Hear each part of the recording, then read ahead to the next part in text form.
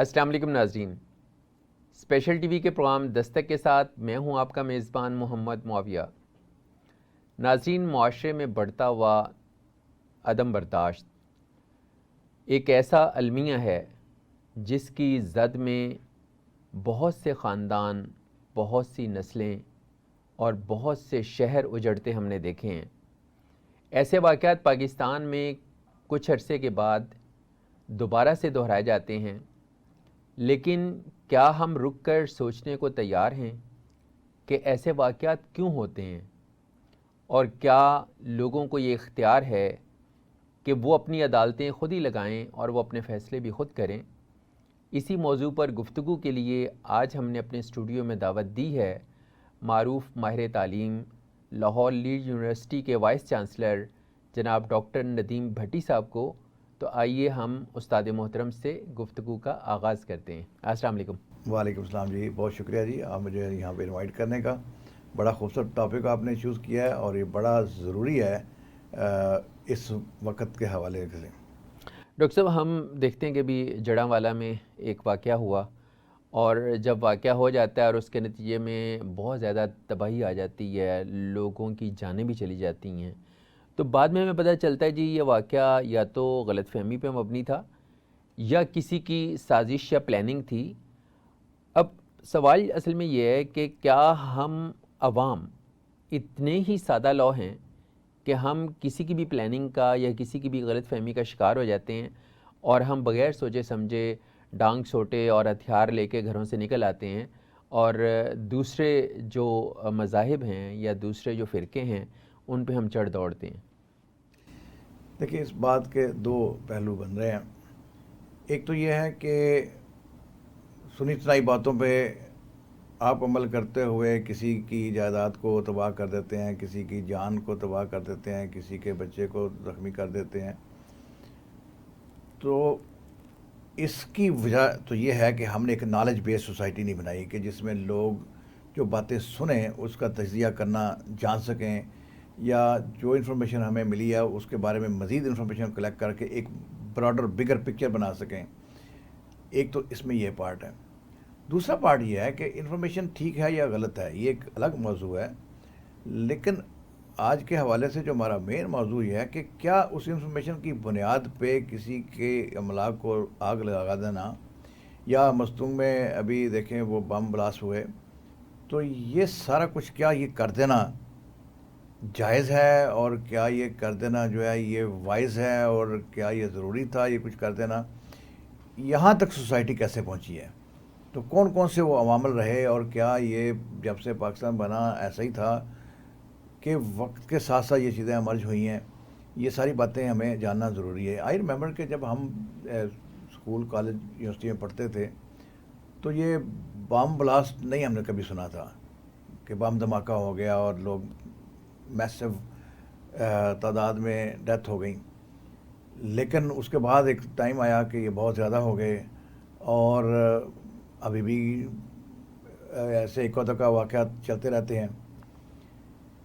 اس کے ساتھ ساتھ جو وائلنس معاشرے میں ہوا ہے، عدم برداشت کا ایک جو رویہ بنا ہے، یہ بھی مجھے لگتا ہے کہ یہ بھی آن دا رائز ہے، کہ بجائے اس کے کہ وقت کے ساتھ ساتھ ہم چیزوں کو سیکھتے، ہم علم اور دانش کی بنیاد کے اوپر فیصلے کرتے، ہم ابھی بھی جذبات کے سے فیصلے کر رہے ہیں، اور اس کے رزلٹ میں انٹالرنس اور وائلنس یہ آن دا رائز ہے۔ اچھا، 90s کے مڈ تک ہم لوگ ایک ٹالرنٹ سوسائٹی تھے، اور اس وقت تک کوئی ایسے واقعات نہیں سننے میں آئے کہ جس میں موب نے خود ہی ڈیسائیڈ کر دی ہو، یعنی پولیٹیکل اور ریلیجس لیڈرشپ کی قیادت میں تو لوگ یعنی ریئیکٹ کرتے تھے، مظاہرے بھی ہوتے تھے، جلسے جلوس بھی ہوتے تھے، تحریکیں بھی نکلتی تھیں، لیکن مجمع خود ہی فیصلہ کرنے لگ جائے بغیر کسی لیڈرشپ کے، یہ پچھلے کوئی 15 سے 20 سال میں ہم دیکھ رہے ہیں کہ یہ ٹرینڈ جو ہے اس میں اضافہ ہوا ہے۔ تو اس کے کیا پس پردہ محرکات کیا ہو سکتے ہیں؟ دیکھیں، ہمارے پاس جو انصاف لینے کے لیے ادارے ہیں، جیسے ہماری عدالتیں ہیں، اور ہمارا جو قانون ہے، ہماری جو پولیس ہے، مجھے لگتا ہے کہ ہم نے دیکھا کہ ہماری پولیس زیادہ کرپٹ ہوئی ہے، مجھے لگتا ہے کہ ہماری عدالتوں سے جو توقعات ہیں جنرل پبلک کی وہ پوری نہیں ہوئی، اور اس کے رزلٹ میں اب لوگ شاید اس نتیجے پہ پہنچے ہیں کہ عدالتوں کے اوپر ڈپینڈ کرنے کے بجائے، پولیس کے اوپر ڈپینڈ کرنے کی بجائے خود فیصلے کیے جائیں۔ تو ہمارے اس جو ایکو سسٹم پورا تھا اس نے ایکچولی لوگوں کو راغب کیا ہے کہ وہ خود اپنے ہاتھ میں اختیار لیں، لیکن اس کے ساتھ ساتھ کچھ ایسے عوامل بھی ایمرج ہوئے جنہوں نے اپنی دکانداریاں چمکائیں اسی بنیاد کے اوپر، اور لوگوں کو ورگلایا اور ان کو رانگ انفارمیشن دی، ان کو مشتل کیا اور ان سے وہ فیصلے کرائے، جیسے ابھی آپ نے چرچ پہ حملہ اور آگ لگانے کی اگزامپل کی دی ہیں۔ تو اس طرح کے واقعات بھی ہوئے، اور اس میں بہت بڑی ہماری جو تعداد عوام کی ایسی ہے کہ جو انالیسس نہ کرتی ہے اور نہ کرنے کی صلاحیت رکھتی ہے، کہ جو ان کو انفارمیشن دی گئی ہے اور جس طریقے سے انفارمیشن پہنچائی گئی ہے تو اس انفارمیشن کو تجزیہ کر کے ایک رائٹ انفارمیشن نکال کے آپ نے فیصلہ کرنا، یہ نہیں ہے۔ اور وہ کیوں نہیں ہے؟ اب میں ایجوکیشنسٹ ہوتے ہوئے میں سمجھتا ہوں کہ اب دیکھیں ہم اس لحاظ سے خوش قسمت ہیں کہ ہماری اراؤنڈ 70% پاپولیشن جو ہے وہ یوتھ ہے، اور جو 30 سے نیچے والی پاپولیشن ہے یہ کوئی ہماری کچھ 70 کے قریب ہے۔ لیکن اس پازیٹیو فگر کے ساتھ ساتھ ایک نیگیٹو فگر ہے کہ اسی پاپولیشن کا ہاف جو ہے وہ اسکول میں نہیں ہے۔ تو آؤٹ آف اسکول چلڈرن جو ہے that is half of the youth. اب یہ جو آؤٹ آف اسکول چلڈرن ہیں جنہوں نے مالشیے بننا ہے، جنہوں نے گاڑیاں صاف کرنی ہے، جنہوں نے بیگر بننا ہے، جنہوں نے کرائم میں آنا ہے بعد میں، اور جو بڑی ایزیلی ٹریپ کیے جا سکتے ہیں یہ بم بلاسٹ ٹائپ انسیڈنٹس کے لیے، کیونکہ ان کے پاس نہ کوئی منزل ہے، نہ ان کے پاس اکانومی ہے، نہ ان کے پاس جینے کا کوئی مقصد ہے۔ تو وہ ایک بڑی تعداد ہے جن کو ہم اسکولوں میں نہیں بھیج سکے، اور اسکولوں میں نہ بھیج سکنے کی وجہ سے انہوں میں وہ ایبلٹی پیدا نہیں ہوئی کہ جو بات ان کو محلے کا مولوی یا کوئی اور سیاسی پارٹی کا رہنما یا کوئی اور ان کو گائیڈ کرتا ہے اس کو وہ اس کا تجزیہ کرنا جان سکیں، یا مطالعہ کر سکیں، یا دیکھ سکیں کہ ایکچولی ریئر پکچر کیا ہے۔ تو یہ وہ ایک طبقہ ہے جس کا مواب ہم نے بہت بڑا پروڈیوس کر لیا ہوا ہے اور اس کو ڈائریکشن نہیں دی ہوئی ہے۔ اچھا، پاکستان جو ہے وہ لا الہ الا اللہ کے نام پہ حاصل کیا گیا، اور مسلمانوں کی یہاں پہ اکثریت ہے۔ اچھا، مسلمانوں کو ان کا جو دین اور مذہب سکھاتا ہے وہ تو ٹالرنس سکھاتا ہے، وہ محبت اور رواداری سکھاتا ہے، لیکن جب محبت اور رواداری کے اظہار کا موقع آتا ہے تو ہم بالکل ہی اس کا ساری تعلیمات کو فراموش کر کے، تو ہمارے اس کا من میں جو آ رہا ہوتا ہے ہم اپنے دل کی سنتے ہیں، اور پھر ہم کسی نہ کسی موب کا حصہ بن جاتے ہیں۔ دیکھیے، بڑی دلچسپ بات ہے یہ کہ ایک ایسا دین، ایک ایسا ہمیں لایا عمل جو ٹالرنس سکھاتا ہے اور برداشت سکھاتا ہے اور ایک دوسرے کی بات سننا کا ماحول پیدا کرنے کی بات کرتا ہے، اس کے اوپر عمل نہیں ہو رہا، اور اس میں بہت بڑی وجہ یہ ہے کہ جن لوگوں نے ہمیں یہ سکھانا ہے وہ خود انٹالرنٹ ہیں، کہ ایک محلے کی مسجد کا امام دوسرے مسجد کے امام کے خلاف وہاں سے بات کر رہا ہے، اور ایک طبقہ اور ایک فرقہ، اور تو انہوں نے ہی سوسائٹی کو بانٹ دیا ہے۔ تو سوسائٹی کی تقسیم در تقسیم ہوئی ہے، اور اس تقسیم کو ہوا دینے کے لیے یہی لوگ جنہوں نے، جیسے ابھی آپ نے فرمایا کہ اس قدر خوبصورت مذہب تھا، اس قدر خوبصورت اس کی تعلیم تھی، اور اس تعلیم کے رزلٹ میں ایک بڑی خوبصورت کمیونٹی ڈیولپ ہونا چاہیے تھی، لیکن وہ نہیں ہو پائی، کیونکہ جن لوگوں نے رول ماڈل بننا تھا کہ جو ایک دوسرے کو برداشت کرتے، اور ہم دیکھتے کہ ایک یہ طبقہ فکر ہے، ایک یہ طبقہ فکر ہے، یہ اکٹھے بیٹھتے ہیں، یہ ڈسکشن کرتے ہیں، اور ڈسکشن اور ڈائلاگ کا ماحول جو ہے وہ انہوں نے نہیں بننے دیا، اور وہی چیزیں ٹریکل ڈاؤن ہوئی، اور جنرل پبلک جو ہے وہ بھی ڈائلاگ پہ نہیں ہے، لوگ فوراً اوفینڈ ہوتے ہیں، اور اوفینڈ ہونے کے رزلٹ میں کوئی نہ کوئی اوفینس کر لیتے ہیں۔ اچھا، ایک پہلو تو یہ ہے کہ لوگوں نے سوچنا بند کر دیا کہ وہ کس طرف کو جا رہے ہیں، اور اپنے وہ مذہبی عقائد یا ان معاملات کی بنیاد پہ وہ خود سے یہ فیصلہ کرتے ہیں۔ دوسرا یہ ہے کہ لوگوں کو جو ادارے ہیں جنہوں نے قانون اور انصاف کی فراہمی کو یقینی بنانا ہے، وہاں سے لوگ مایوس ہوئے اور انہوں نے سوچا کہ ان کے پاس جانے کا تو کوئی فائدہ نہیں، تو فیصلے خود کر لیے جائیں. لیکن اس نہج کو پہنچ جانا کہ آپ کسی فرسٹریشن کا اظہار کریں، تو کیا اس کے پس پردہ ہمارے پاکستان کے جو معاشی حالات ہیں وہ بھی ہیں کہ لوگ سمجھتے ہیں کہ ان کے پاس اور زیادہ وہ پریشر میں ہیں، بہت زیادہ پریشرز ہیں، اور پریشر ظاہر ہے وہ گورنمنٹ پہ تو نکال نہیں سکتے، بے بسی فیل کرتے ہیں، تو جب انہیں ایسا کوئی موقع ملتا ہے تو وہ اپنا غم غصہ بھڑاس وہی نکال کے آ جاتے ہیں. جی بہت بڑا تعلق ہے جی اس میں. سوشیولوجی کی بہت ساری تھیریز ہیں جو اس کو انڈورس کرتی ہیں کہ اکانومی اور وائلنس کا آپس میں بڑا ڈائریکٹ لنک ہے. اب دیکھیں ہماری اس وقت پر کیپٹا جو ہے وہ تقریباً 1500 کے قریب ہے. ہماری جو ان امپلائمنٹ ہے وہ 6% سے ابو ہے اس وقت. اب اتنی ہائی ان امپلائمنٹ کے ساتھ، اتنی لو پر کیپٹا کے ساتھ، جو ہم ایک بہت بڑا انسانوں کا سمندر یہاں پہ 25 کروڑ بنا رہے ہیں. تقریباً 25 کروڑ بہت بڑی آبادی ہے. اور اس میں سے وہ اب آپ دیکھیں ایک مزدور کو اگر آپ ہائر کرنے کے لیے جا رہے ہیں تو سڑک کے کنارے مزدور بیٹھے ہیں جو دیہڑی لگانے کے لیے وہاں ہیں کہ کوئی ہمیں لے جائے. ایک مزدور آپ لینے جاتے ہیں، 12 مزدور آپ کے سامنے آ کے کھڑے ہو جاتے ہیں جن کے ہاتھ میں وہ ہتھوڑیاں اور کدال پکڑے ہوئے ہیں. وہ بندہ خوف زدہ ہو جاتا ہے کہ اگر ان کو روزگار نہ ملا تو یہ ہتھوڑیاں کدال میری گاڑی پہ نہ چلا دیں، آؤٹ آف دیٹ فرسٹریشن. کیونکہ ان کے بچوں کو اگر آج روٹی نہیں ملتی، ان کے گھر میں بیماری ہے، اس کے لیے دوائی نہیں ملتی، تو الٹیمیٹلی وہ ایک اس میں سے ایمرج ہوگا ایک فرسٹریشن اور ایک ڈپریشن. اچھا، اسی سے ایک ایگریشن پھر بعد میں بنے گا کہ why I am deprived, why some people are rich some are not. تو میں جو رچ ہیں ان کو نقصان پہنچاؤں. وہ ایک جو ایگریشن ہے وہ ڈیولپ ہوتا ہے. پھر انہی جذبات کو کچھ لوگ پھر یوز کرتے ہیں، مس یوز کرتے ہیں، اور ایک طبقہ پھر ڈیولپ ہوتا ہے جو گروپ کی شکل میں گروہ پیدا ہوتے ہیں جو مل کے جرائم کی طرف جاتے ہیں. ڈاکٹر صاحب، کیا تعلیمی ادارے، ایجوکیشن انسٹیٹیوشنز اور اساتذہ، کیا وہ اس ضمن میں اپنی ذمہ داری پوری کر رہے ہیں، یا ان کے نزدیک صرف پڑھانا ہی ہے اور معاشرے کے لیے لوگوں کو تیار کرنا ہے؟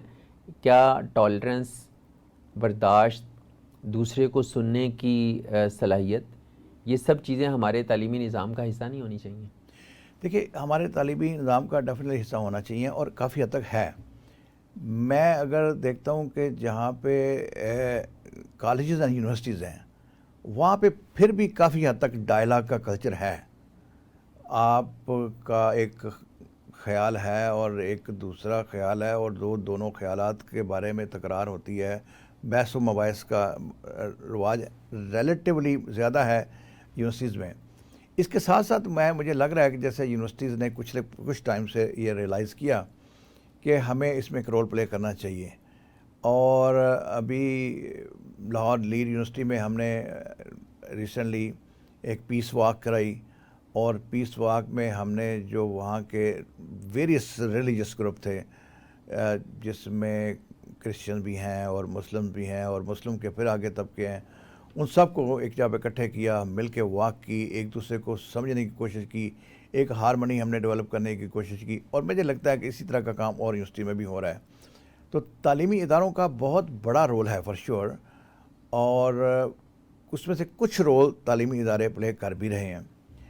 لیکن بات یہ ہے کہ وہ جو بہت بڑی تعداد تعلیمی اداروں میں پہنچ نہیں پائی، ان کا کیا کرنا ہے؟ اب دیکھیں پنجاب ریلیٹیولی زیادہ وائلنٹ ہے کیونکہ ہمارے کچھ کلچر میں پاور اور سٹرگل اور ڈومیننس اور دوسرے کو اپنے تابع کرنا، اپنی ایگو کے لیے جان لڑا دینا، یہ کلچر کا پارٹ ہے. اور اس کے رزلٹ میں پنجاب میں پچھلے ایک سال میں کوئی 2500 مرڈر ہوئے ہیں. پنجاب میں کوئی 4500 جو اٹیمپٹڈ مرڈر ہوئے ہیں. اب آپ دیکھیں کہ اتنی بڑی تعداد میں مرڈر اور معاشروں میں نہیں ہو رہے. یہ ایک صوبے کا صرف میں ابھی فگر دے رہا ہوں، اگر کنٹری کا فگر دیں تو وہ اس سے بہت بڑا ہو جائے گا.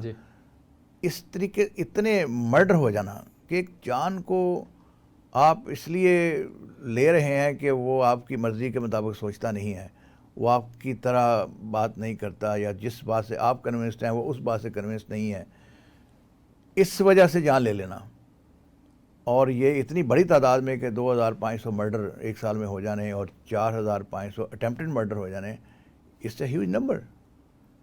اور یہ سارا اس میں جو ابھی آپ نے جیسے بات سٹارٹ یہاں سے کی ہے کہ اس میں عدالتوں کا بھی کردار ہے کہ جو اب دیکھیں عدالت کے اندر قتل ہو جاتا ہے، کچہری کے اندر قتل ہو جاتا ہے، اور وہ کس لیے ہو جاتا ہے کہ سال ہر سال تک ایک کیس چلتا رہتا ہے. وہ جو اینگر ہے وہ لوگوں کا موجود ہے کہ جو انصاف کے لیے انتظار کر رہے ہیں، لیکن ایئر آفٹر ایئر انصاف نہیں ملتا، پھر لوگ گن اٹھاتے ہیں.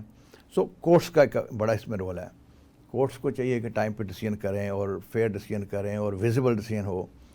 پولیس کا بڑا اس میں کردار ہے. پولیس نے اپنا کردار اس میں وہ پلے نہیں کیا ہوا. تعلیمی اداروں کی جیسے آپ بات کر رہے ہیں کہ تعلیمی ادارے اس میں بہت بڑا رول پلے کر سکتے ہیں. وہاں وہ دانش کدے ہیں جہاں پہ لوگ سوچتے ہیں، جہاں پہ لوگ اچھی بات کر سکتے ہیں، اچھی بات لکھ سکتے ہیں، اور وہ بھی اپنا اس طرح مؤثر رول پلے کر نہیں رہے، ایک بات. اور دوسری یہ بات یہ ہے کہ بہت بڑی تعداد کو ان اداروں میں پہنچنے کا موقع نہیں مل پا رہا، تو اس سے بھی بینیفٹ نہیں ہو رہا سوسائٹی کو. تو سوسائٹی میں یہ چیزیں ڈے بائی ڈے بڑھتی جا رہی ہیں. ڈاکٹر صاحب میں آپ کی کسی بات سے کنونس نہیں ہوں، تو کیا یہ لازم ہے کہ آپ مجھے فورسفلی مجبور کریں کہ میں آپ ہی کی بات مان لوں؟ اور کیا یہ ممکن نہیں ہے کہ میں آپ کی بات نہیں مانتا؟ میرا نقطہ نظر آپ کے سمجھانے کے باوجود مختلف رہتا ہے، تو کیا ہم اس بات پہ راضی نہیں ہو سکتے کہ آپ اپنی جو اوپینین ہے، اپنی رائے ہے، آپ اس پہ عمل درآمد کریں اور میں اپنی رائے کے مطابق کروں، اور ہم ایک دوسرے کو ڈسٹرب نہ کریں، ہم نہ چھیڑیں ایک دوسرے کو؟ دیکھیے مجھے کبھی ہم بیٹھتے ہیں دوستوں میں بات ہوتی ہے کہ اللہ تعالیٰ کی جو تخلیقات ہیں اس میں جو سب سے مجھے دا موسٹ امپریسو مجھے جو چیز لگتی ہے وہ انسان ہے. اور انسان میں اب دیکھیں ہم اگر پاکستان کی صرف اگزامپل لیں کہ 22-23 کروڑ انسان ہیں، ہر انسان دوسرے سے ڈفرینٹ ہے. اور یہی خوبصورتی ہے کہ اللہ تعالیٰ نے سارے انسان ایک جیسے نہیں پروڈیوس کیے ہوئے، سارے مائنڈ ایک جیسے پروڈیوس نہیں کیے ہوئے. اور اگر ایک جیسے مائنڈ چاہیے ہوتے تو اللہ تعالیٰ ایک جیسے ہی پروڈیوس کرتے. وہ جانوروں میں ہے، وہ اسٹینڈرڈائز ایک پروڈکٹ بنتے جاتے، ہر انسان ایک طرح سوچتا، لیکن ہر انسان کا مائنڈ ڈفرینٹ ہے. اور یہی خوبصورتی ہے. یہ جو ڈفرینس ہے یہ بیوٹی ہے، اور اسی سے کریٹیوٹی ڈیولپ ہوتی ہے. دیکھیں ویسٹ میں جو آرگنائزیشن ہے جو اس وقت دنیا کی ٹاپ 500 کمپنی ہے سلیکن ویلی میں، باقاعدہ وہ پلان کرتے ہیں کہ کون سی کمیونٹی کے لوگ ہمارے ہاں نہیں ہیں. جیسے ابھی اسپینش کم ہو گئے ہیں، ابھی ہمارے پاس بلیکس کم ہو گئے ہیں، ابھی ہمارے پاس ایشین نہیں ہے، ہمارے پاس مسلم نہیں ہے، تو وہ ان لوگوں کو انڈکٹ کرتے ہیں.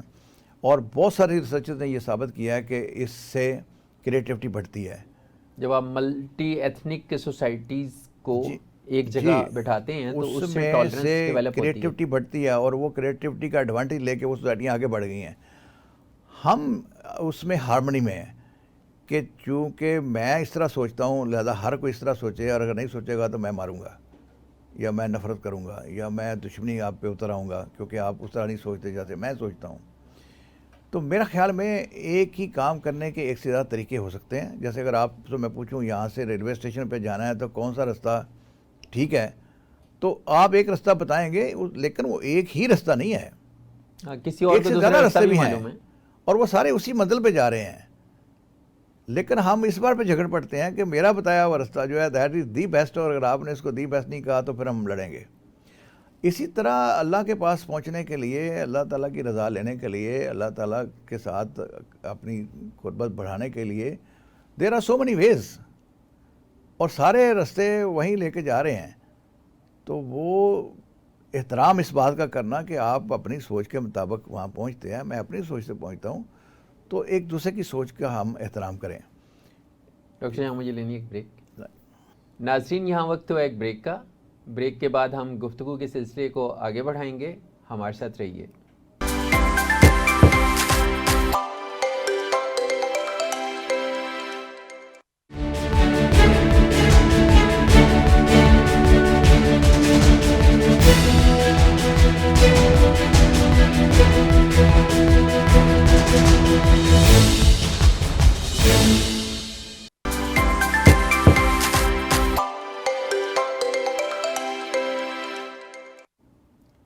ویلکم بیک ڈاکٹر صاحب. جیسے کہ آپ نے تذکرہ کیا کہ ہمارے پاس یوتھ آلموسٹ 67 to 70% ہے.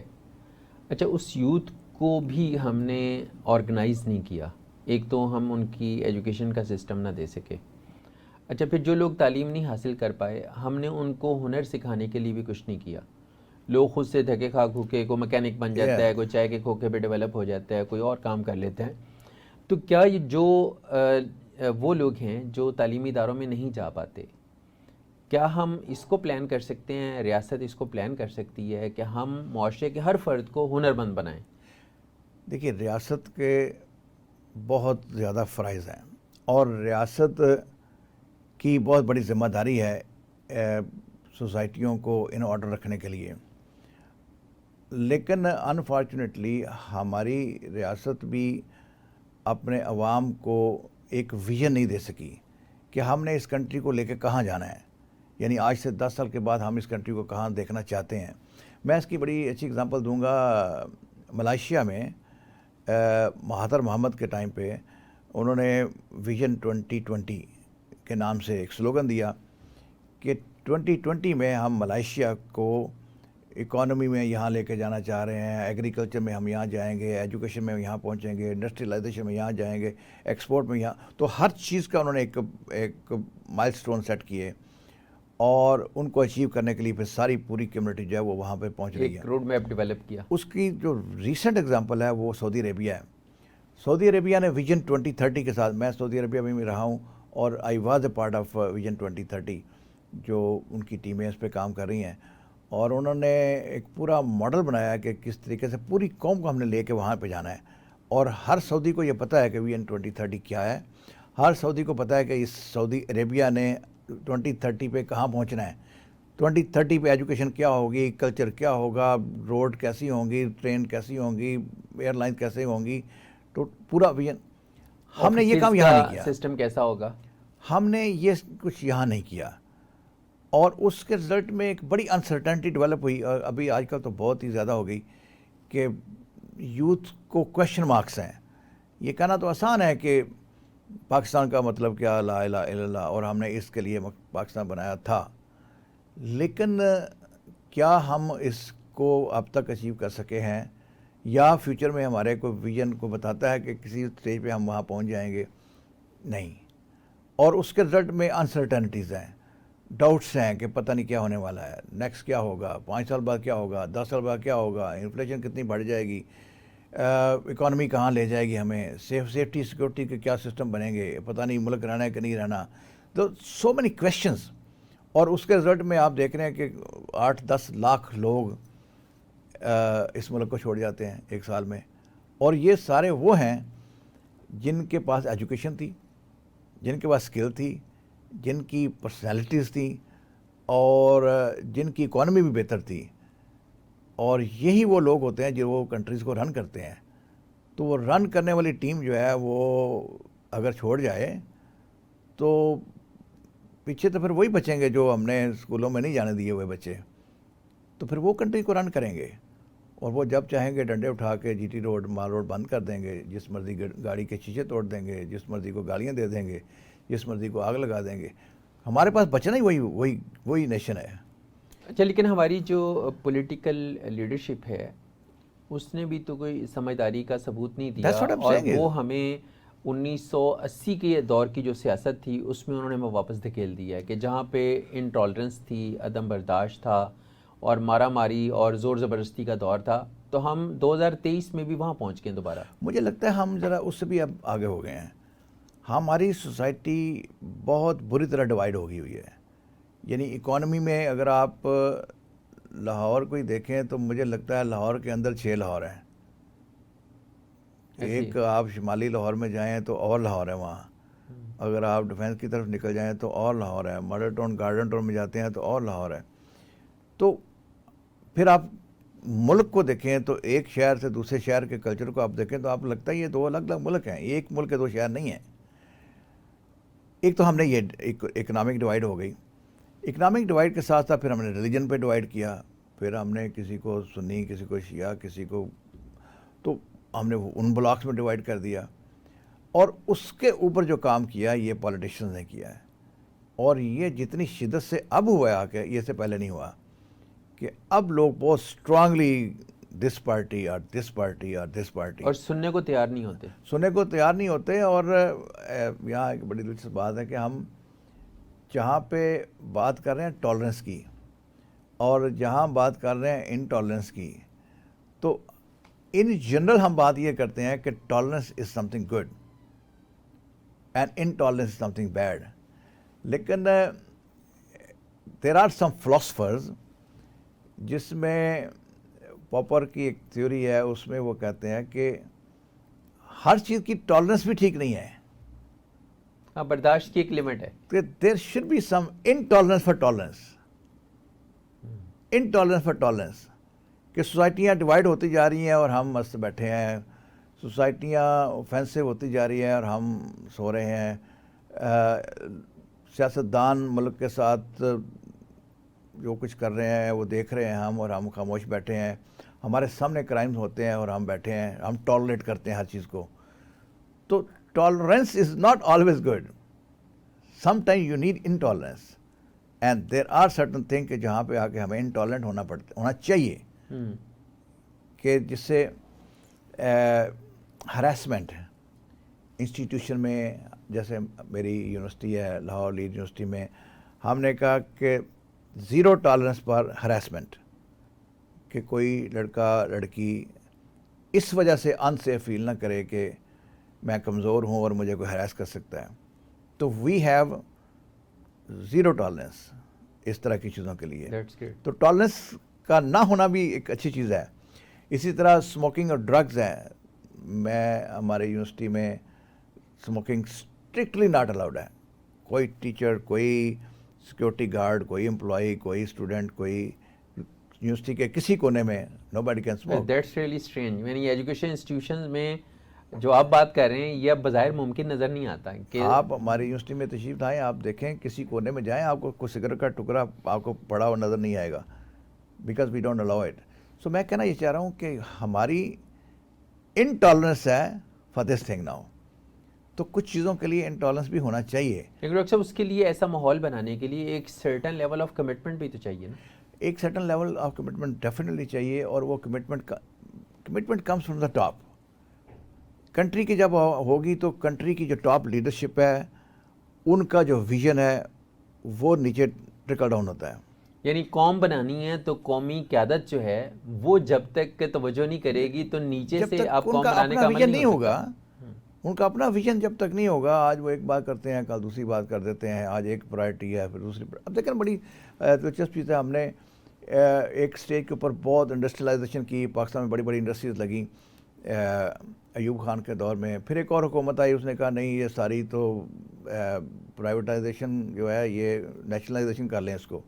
نیشنلائز کر لیے گئے اب ہر چیز نیشنلائز کر لیا گیا. اوکے ٹھیک ہے، اگر آپ سمجھتے ہیں نیشنلائزیشن کے رزلٹ میں قوم نے آگے بڑھنا ہے تو فائن. پھر ایک اسٹیج کے آپ کو خیال آیا کہ نہیں یہ تو غلط ہو گیا ہے، اچھا پھر آپ پھر ڈی نیشنلائزیشن کر دیں. تو ہمارا اپنا ویژن کوئی نہیں ہے، ہم سوچ سمجھ سے کنسسٹنسی نہیں ہے پالیسیز کی. مجھے لگتا ہے ویژن ہی کوئی نہیں ہے. موڈ سے پالیسی بنتی ہے اور موڈ سے پالیسی چینج ہوتی ہے. ایک ویژن سوچنا کہ ہم نے اس قوم کو کہاں لے کے جانا ہے، جیسے وہاں پہ سنگاپور میں ہوا ہے کہ سنگاپور میں لیڈرشپ، چائنا میں لیڈرشپ نے ڈیسائیڈ کیا کہ ہم نے کنٹری کو ایک لے کے جانا ہے ڈائریکشن میں، اور پھر انہوں نے اس پہ کام کیا اور اپنی نیشن کو وہاں پہ لے کے گئے ہیں. ہمارے پاس یہ چیز مسنگ رہی ہے کہ ہماری جو ٹاپ لیڈرشپ ہے اس نے وہ ویژن نہیں دیا، اور وہی ویژن ٹرکل ڈاؤن بھی نہیں ہوا، کیسکیڈنگ نہیں ہوئی، اور سارے پیسز اکٹھے کر کے جو ایک دیوار بننی تھی وہ سارے پیسز الگ الگ ہو گیا، وہ اینٹوں کا ڈھیر پڑا ہوا ہے، وہ دیوار میں کنورٹ ہی نہیں ہو سکا، کیونکہ ہم نے ایک کامن گول بتایا ہی نہیں ہوا تھا کہ یہ جو اینٹیں ہیں اسے دیوار بنانی ہے. اچھا اس میں ایک ایلیمنٹ مسنگ ہے ابھی تک، وہ ہے معاشرے کا جو دانشور طبقہ ہے.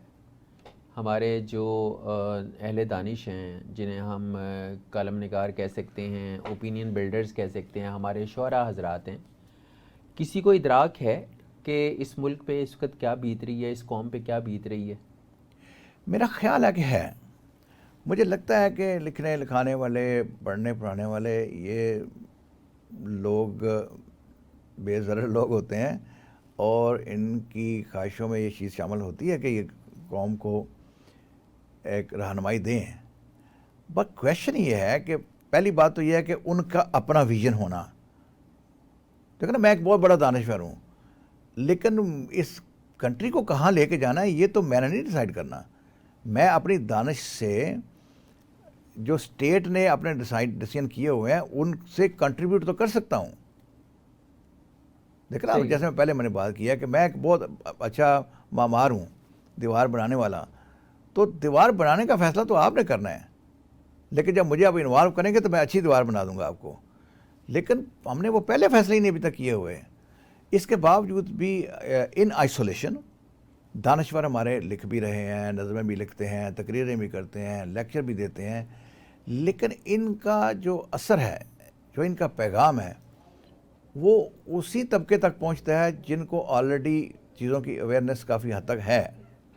میں بات کر رہا ہوں کہ ہماری بہت بڑی تعداد جو ہے جن کو نہ لکھنا آتا ہے, نہ پڑھنا آتا ہے, نہ سننا آتا ہے, نہ وہ کسی ایسے فورم کا پارٹ بنتے ہیں, نہ وہ ان تقریروں تحریروں سے مستفید ہو سکتے ہیں, وہ تو کسی بھی اشتعال کرنے والے ایک لیڈر کی بات سنتے ہیں اور مشتعل ہو جاتے ہیں اور رٹنلی وائلنٹ ہو جاتے ہیں. ڈاکٹر صاحب, جب سے میڈیا آزاد ہوا یا سوشل میڈیا کا دور آیا ہے, میں نے دیکھتا آپ کسی رکشے والے کے ساتھ سفر کریں تو بڑی اچھی سیاسی تقریر کر لیتا ہے. آپ کسی جوتا مرمت کرنے والے کے پاس بیٹھیں یا آپ کہیں سے کٹنگ کروانے کے لیے جائیں تو آپ دیکھتے ہیں کہ معاشرے کا ہر فرد, یعنی یہ وہ طبقات ہیں جنہیں ہم سمجھتے ہیں کہ یہ پڑھے لکھے کم ہیں, ان کو سوجھ بوجھ تو اب ہے, یعنی میڈیا کے تھرو ان تک وہ سب کچھ پہنچ رہا ہے.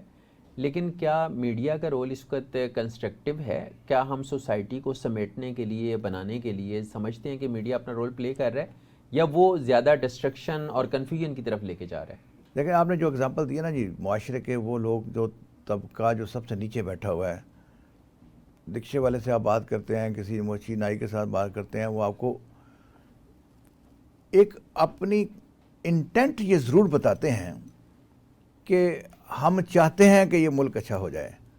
وہ دعا بھی مانگتے نظر آئیں گے, وہ آپ کو یہ خواہش کرتے بھی نظر آئیں گے, لیکن ان بیچاروں کی اتنی استطاعت نہیں ہے کہ وہ کوئی اسٹرانگ کنٹریبیوشن کر سکیں. رائٹ, تو انٹینٹ لوگوں کو ہے, لیکن لیڈرشپ اویلیبل نہیں ہے. تو جنرل پبلک جو ہے وہ اب کنونس ہے کہ ڈن از ڈن, ہم نے اس ملک کو بہت نقصان پہنچا لیا, ہم نے بہت فراڈ کر لیے, ہم نے بہت دھوکے دے دیے, ہم نے بہت ایک دوسرے کے خلاف قتل و غارت کر دی, ہمیں اب سکون سے رہنا چاہیے اور ایک دوسرے کو برداشت کر کے آگے بڑھنا چاہیے. لیکن ان کو جنہوں نے رہنمائی دینا ہے, کیا وہ بھی تیار ہو گئے ہوئے ہیں کہ نہیں تیار ہو گئے ہوئے ہیں؟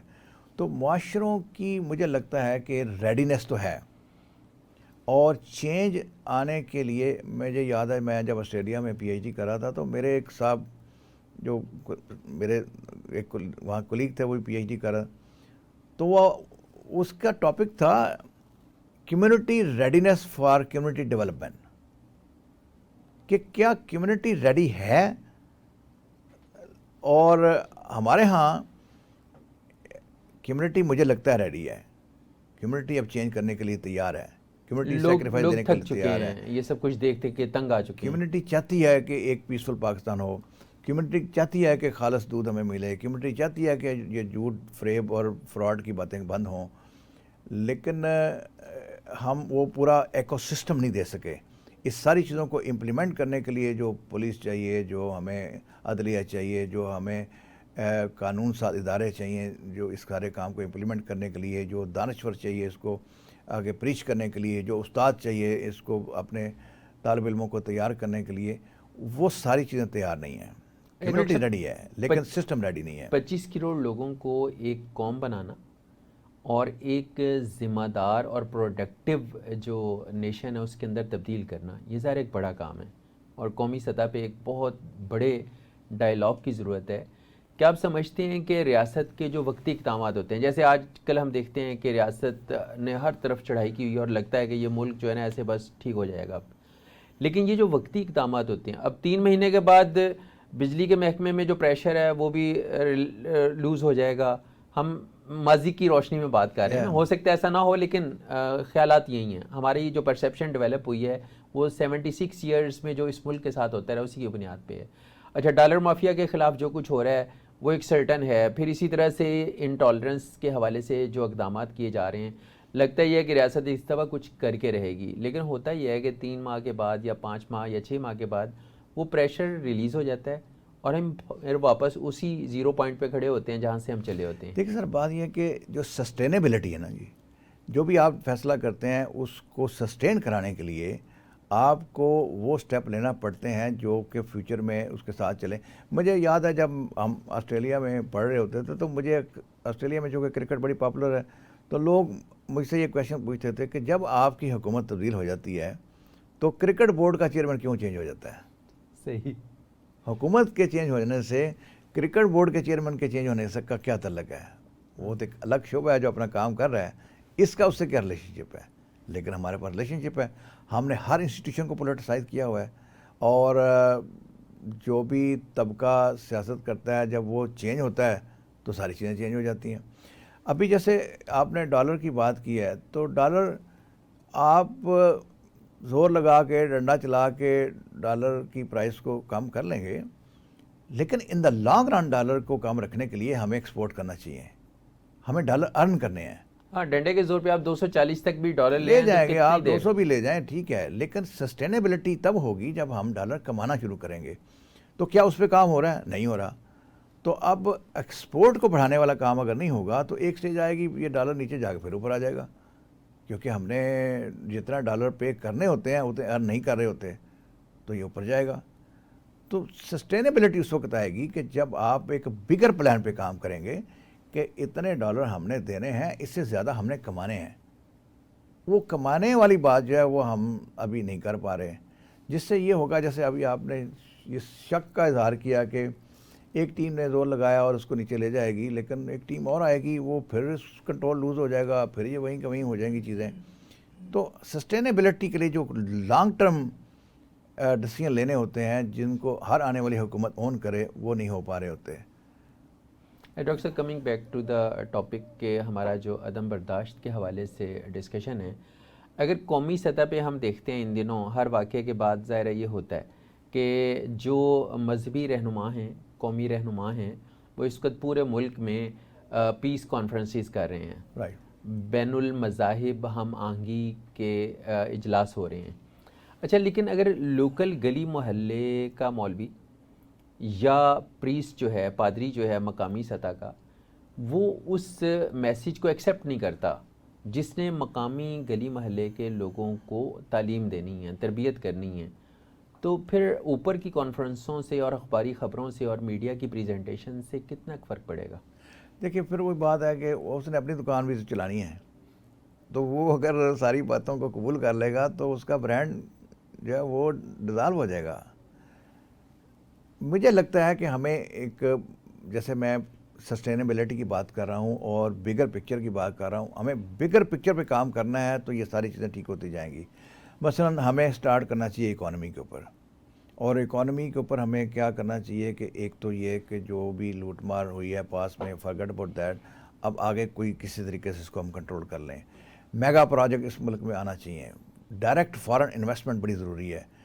وہ پاکستان میں اگر ڈائریکٹ فارن انویسٹمنٹ آتی ہے تو اس کے رزلٹ میں اکانومی بہتر ہوگی. اکانومی بہتر ہونے سے جو یہ انٹالرنٹ ایٹیٹیوڈز ہیں یہ اس میں کمی آئے گی. اچھا, لوکل بھی انویسٹرز, بڑے بڑے انویسٹرز موجود ہیں, ان کو بھی آپ سیکیورٹی دے دیں کہ پاکستان کے اندر بھی جو اقدامات ہیں وہ ایک لمبے عرصے کے لیے وہ بزنس فرینڈلی ہیں یا انڈسٹریل فرینڈلی ہیں, تو میرا خیال ہے کہ ہمارے اپنے جو جی یہ بھی بڑا ضروری لوکل ہے. انویسٹر ہیں وہ بہت کچھ لگا دیں گے. ہمیں as of doing the business, ایک ٹرم ہم یوز کرتے ہیں, as of doing the business, کہ کاروبار کرنا آسان ہو جائے, تو وہ بھی نہیں ہے.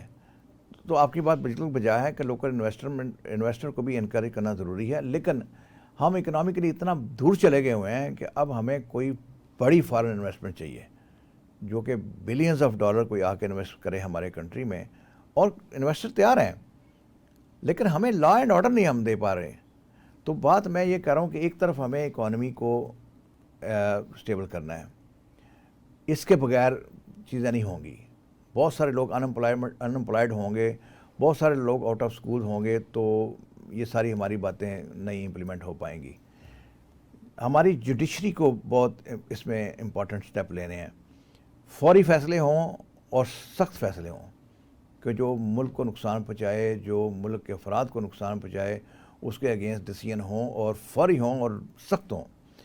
ہماری پولیس جو ہے اس کو اس میں رسپانسبل رول پلے کرنا پڑے گا. اور پھر ہمارا ایک پورا گروپ جو دانشوروں کا ہے, جس میں ریلیجس لیڈر بھی شامل ہیں, جس میں صحافی بھی شامل ہیں. آپ جیسے سمجھدار وہ انسان جن کے ہاتھ میں میڈیا ہے, آپ بڑا امپورٹنٹ رول پلے کرتے ہیں. استاد کا ایک بڑا اس میں مقام ہے جو اپنے طالب علموں کو یہ باتیں, تعلیمی ادارے جو ہیں وہ ٹائم ٹو ٹائم, جیسے ابھی آج کل واک ہو رہی ہیں, سیمینارز ہو رہے ہیں, کانفرنسز ہو رہی ہیں, یہ چیزیں ہوتی رہنا چاہیے انلیس کہ ہم ایک دوسرے کے لیے اوپن اور ٹالرنٹ معاشرہ بنتے جائیں. تو یہ ساری چیزیں اکٹھی ہوں گی تو ایک ایکو سسٹم بنے گا پورا. وہ پورا ایکو سسٹم جو ہے وہ پھر ہمیں ایک وہ معاشرہ بنانے کے لیے تیار ہوگا.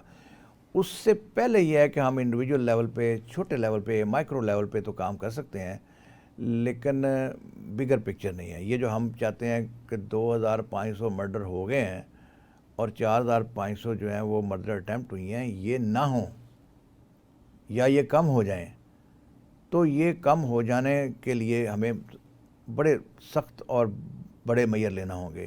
اسی طرح چرچ جلایا جانا یا کسی کا گھر جلایا جانا یا کسی کا گھر گرا دینا یا کسی کو گولی مار کے مار دینا, یہ چیزیں رکنے کے لیے بھی ضروری ہے کہ ایک بڑی چیزوں کو ایڈریس کیا جائے. اور وہ جب ہوں گی تو we will have a beautiful country like there are so many country in the world. بہت شکریہ ڈاکٹر صاحب آپ کے وقت کا. Thank you. ناظرین, ہمارے آج کے پروگرام کا وقت ختم ہوا. مجھے امید ہے کہ آپ کو ہمارا پروگرام پسند آیا ہوگا. اپنے فیڈ بیک سے ضرور آگاہ کیجیے گا. اپنے میزبان محمد معاویہ کو اجازت دیجیے. اللہ حافظ.